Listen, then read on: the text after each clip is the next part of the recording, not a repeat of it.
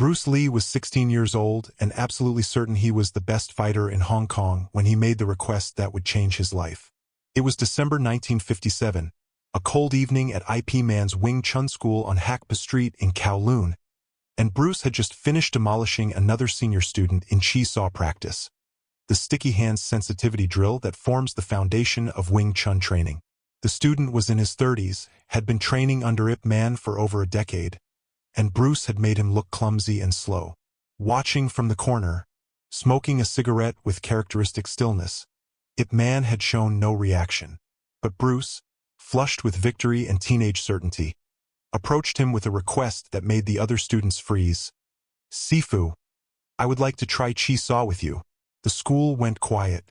In Chinese martial arts culture, you don't ask to spar with the grandmaster, you wait to be invited, and that invitation comes only when the master believes you're ready, if it comes at all. But Bruce Lee, even at 16, had a particular kind of confidence that bordered on arrogance, earned through 3 years of dominating everyone he trained with and backed up by countless street fights where he'd never truly been beaten.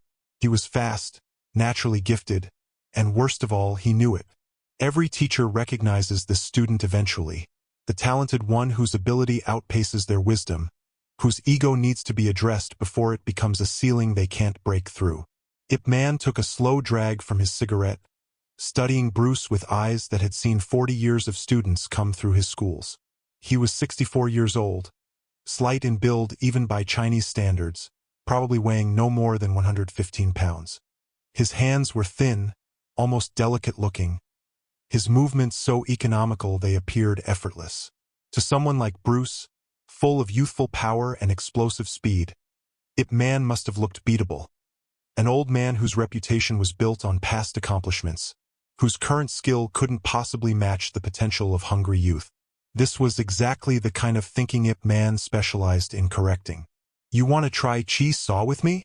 Ip Man asked, his Cantonese carrying the soft accent of Foshan. "Why?" It was a genuine question. Bruce hesitated, unsure how to articulate what he actually meant without sounding disrespectful. "I want to test myself, Sifu, to know where I am in my training." Ip Man nodded slowly, as if this made sense. "You want to know where you are. Okay. But understand, this is not a demonstration for others. This is a lesson for you. When it's over, you tell no one what happened here. You process it privately. Can you accept that?" Bruce agreed, not understanding yet what he was agreeing to. The other students cleared space in the center of the training hall. Ip Man stubbed out his cigarette, walked to the center, and raised his hands into the Wing Chun chi saw position, forearms touching Bruce's, both men's hands in motion, maintaining contact to feel the opponent's energy and intention. This was familiar territory for Bruce. He'd done thousands of hours of chi saw. He knew the drills, the trapping sequences, the ways to overwhelm an opponent's structure. He was ready, or so he thought. For the first 15 seconds, they just moved, hands circling in the traditional pattern, neither man applying pressure, just feeling each other's energy. Bruce noticed immediately that IP Man's touch was impossibly light, barely there, like contact with a shadow. But somehow, despite that lightness, Bruce couldn't find an opening. Every time he prepared to strike, every time his weight shifted to launch an attack, IP Man's position had already changed, closing the angle, neutralizing the threat before it developed. It was frustrating. It was like trying to hit water. Then Bruce decided to stop being cautious and just attack. He'd overwhelm the old man with speed and power, force an opening through sheer athletic superiority. He launched a chain punch combination, the rapid-fire straight punches that Wing Chun is famous for, putting his full teenage strength and speed behind it. What happened next took maybe 2 seconds but would replay in Bruce's memory for the rest of his life. IP Man's hands moved in a blur that shouldn't have been possible for a 64-year-old man, deflecting Bruce's punches not by blocking them but by redirecting them with touches so light they seemed accidental. And in the same motion, maintaining continuous contact with Bruce's arms, Ip Man stepped forward and did something that Bruce's brain couldn't quite process. He applied a trapping sequence that caught both of Bruce's hands simultaneously, controlled his center line, disrupted his balance, and delivered a strike to Bruce's chest that stopped precisely 1 inch from impact. The entire sequence, from Bruce's attack to his complete immobilization, had taken less than 2 seconds. And Ip Man had done it without appearing to exert any effort whatsoever. Bruce tried again. Same result. Ip Man's hands were everywhere and nowhere, deflecting, trapping, controlling. Another strike stopped an inch from Bruce's face. Bruce reset, breathing harder now, and attempted a different approach. A low kick meant to disrupt Ip Man's stance. But before the kick fully extended, Ip Man had already moved. His position shifted just enough that the kick found empty air, and Bruce found himself overextended, off balance, with Ip Man's palm pressed lightly against his shoulder in a position from which a simple push would have sent Bruce sprawling to the floor. 45 seconds in, and Bruce hadn't landed a single clean technique. More concerning, he hadn't even come close. Every attack he launched seemed to arrive late, finding Ip Man already gone from where he'd been targeting. It was like fighting someone who knew what you were going to do before you did it, which, in a sense, was exactly what was happening.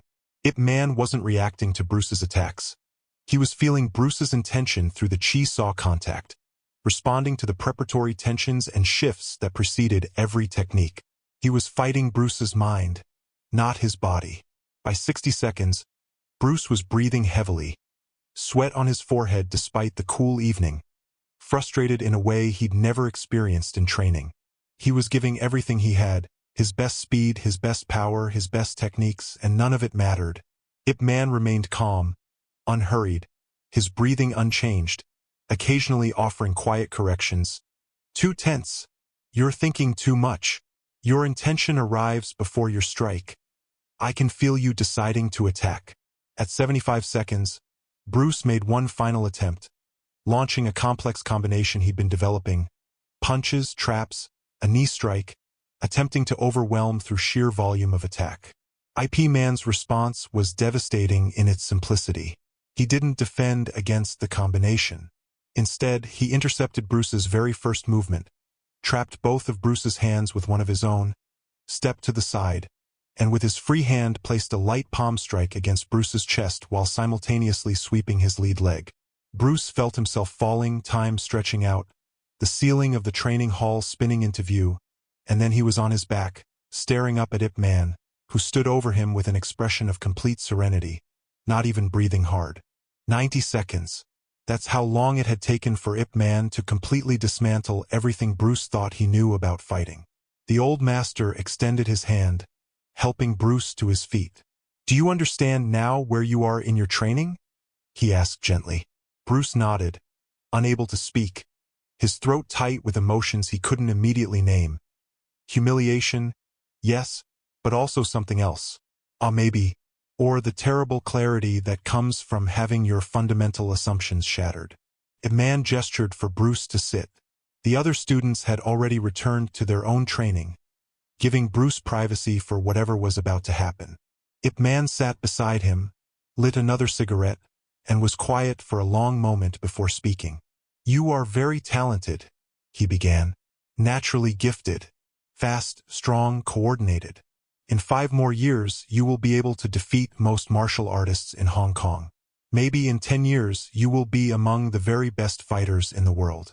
But right now, today, you have a choice to make about what kind of martial artist you will become." Bruce waited, listening with an intensity he'd never brought to a teacher's words before. Ip Man continued, "You can continue as you are, relying on your natural gifts, your speed and power, dominating opponents who are slower and weaker than you. This path will take you far. You will win many fights. You will build a reputation. But you will hit a ceiling. Because as you get older, your speed will decrease. Your power will diminish. And fighters younger than you, with the same gifts you have now, will defeat you the same way you defeat others now, through superior attributes." He took a drag from his cigarette, letting the words sink in. "Or you can choose the other path. The path of understanding rather than dominating. You can learn to do what I just did to you, win without relying on being faster or stronger. Win by understanding structure, leverage, timing, sensitivity. Win by feeling what your opponent will do before they do it. This path is harder. It requires humility, because you must admit that your natural gifts are not enough. It requires patience, because the learning is slow and sometimes frustrating. But this path has no ceiling. You can continue improving until the day you die, because you're developing understanding rather than just training your body. Bruce sat with this for a long moment, processing not just the words but the experience that had preceded them. "Sifu," he finally asked, his voice quiet, "how did you know what I was going to do before I did it?" The man smiled slightly. "I didn't know what you were going to do. I felt what you were preparing to do. Your body tells the truth even when your mind tries to hide it. Every technique begins with small movements, weight shifts, muscle tensions, alignment changes. If you're sensitive enough, if your ego is quiet enough that you're not projecting your own intentions onto what you feel, you can respond to these preparatory movements before the technique actually launches. But this requires something you don't have yet." "What?" Bruce asked. "Emptiness," Ip Man replied. "Your mind is so full of thoughts, what you want to do, how you want to look, whether you're winning or losing, that you can't truly feel what's happening in the present moment. You're fighting your idea of me rather than the actual me. That's why you kept arriving late. Your attacks were aimed at where you thought I would be, based on where I was a moment ago. But I was already moving by the time your attack arrived, because I wasn't thinking about where to go. I was simply going where your energy wasn't." The lesson continued for another hour, but not through physical training. Ip Man spoke about the philosophy behind Wing Chun, about the concept of no mind in combat, about the difference between technique and understanding. He told Bruce about his own journey, how he too had once been young and arrogant, how his own master had humbled him in a similar way, how that humiliation had been the greatest gift of his martial arts life because it showed him there was a deeper level to pursue. "When you walked in here tonight," Ip Man said as the lesson ended, "you thought you wanted to test yourself, but what you actually wanted was confirmation that you were already good enough. You wanted me to struggle against you to validate your skill. Instead, I showed you that you're not nearly as advanced as you thought. This is not cruelty.